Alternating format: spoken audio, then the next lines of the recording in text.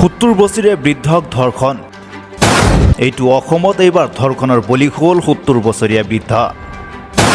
অসমৰ সভ্য সমাজক আকৌ এবাৰ কালিমা সানিলে পাখণ্ডই। মাটিয়াত এগৰাকী 70 বছৰীয়া বৃদ্ধক ধৰ্ষণ কৰা কাণ্ডই আকৌ এবাৰ অসমৰ সভ্য সমাজক কালিমা সানিছে। ধৰ্ষণ কাণ্ডৰ প্ৰতিবাদত কঁপিছে মাটিয়া। মঙলবাৰে দিনা অপৰাধীক কঠোৰ শাস্তিৰ দাবীত উত্তাল প্ৰতিবাদ সাব্যস্ত কৰে মাটিয়াৰ ৰাইজে।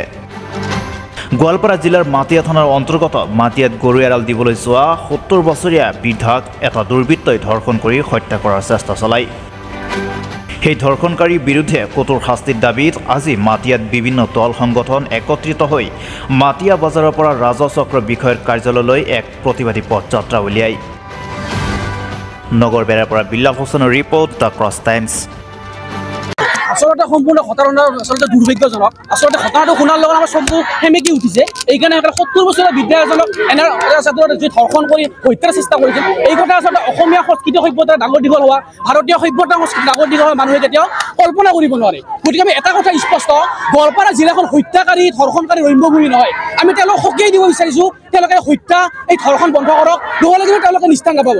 লগতে ইতিমধ্যে আমি গম পোৱা মতে যিজন ধৰ্ষণকাৰী তেওঁক জিলা প্ৰশাসনে কৰায়ত্ব কৰিছে। গতিকে ইয়াৰ যদিও আমি তেওঁলোকক ধন্যবাদ জনাইছোঁ। আৰু ইয়াৰ লগে লগে আমি এই কথা ক'ব বিচাৰিছোঁ, তেওঁলোক কেৱল কৰায়ত্ব কৰিলে নহ'ব, তেওঁলোকে যাতে আইনৰ সুৰুঙাৰে ওলাই আহি মুক্ত বিচৰণ কৰিব নোৱাৰে সেই কথা জিলা প্ৰশাসনে কঠোৰ দৃষ্টি ৰাখক। আৰু অসম চৰকাৰক অনুৰোধ জনাইছোঁ, গোৱালপাৰা জিলাখনৰ আচলতে আইন শৃংখলা অৱনমিত ঘটিছে, এইটো নিশ্চিত।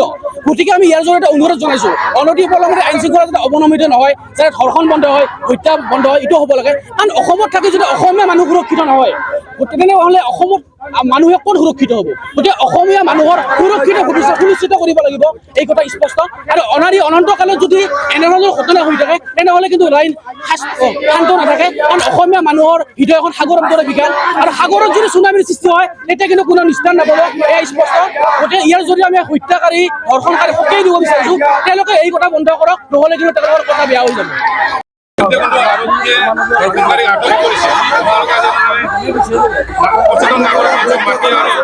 বিভিন্ন দল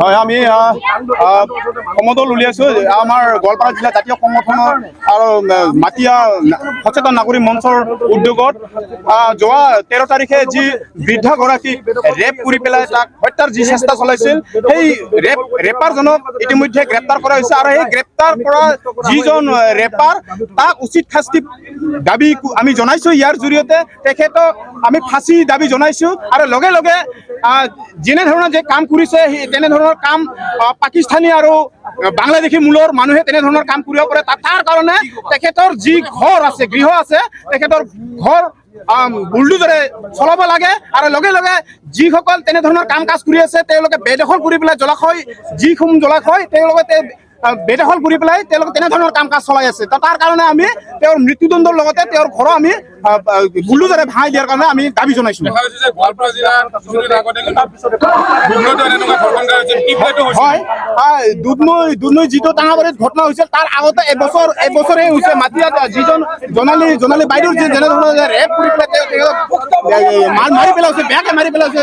তো তাৰ সেইসমূহ প্ৰতিবাদ বা নজনাতে আৰু আকৌ মাটিয়াতে তেনেধৰণৰ ঘটনা হোৱাটো দুৰ্ভাগ্যজনক। তাৰ কাৰণে আমি এই গোৱালপাৰাত এনেধৰণৰ কাম কাজ যাতে অনেক দিনসমূহত চলাব নোৱাৰে, তাৰ কাৰণে কঠোৰ শাস্তি যাতে প্ৰদান কৰে চৰকাৰে, তাকে আমি কামনা বিচাৰিছোঁ।